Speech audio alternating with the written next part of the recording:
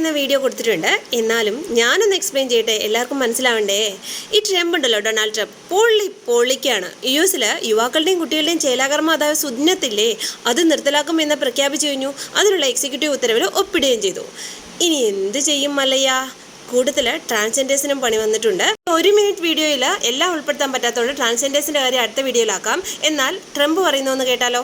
Here's my plan to stop the chemical, physical, and emotional mutilation of our youth. On day one, I will revoke Joe Biden's cruel policies on so-called gender-affirming care. Ridiculous. A process that includes giving kids puberty blockers, mutating their physical appearance, and ultimately performing surgery on minor children. Can you believe this? I will sign a new executive order instructing every federal agency to cease all concept of sex and gender transition.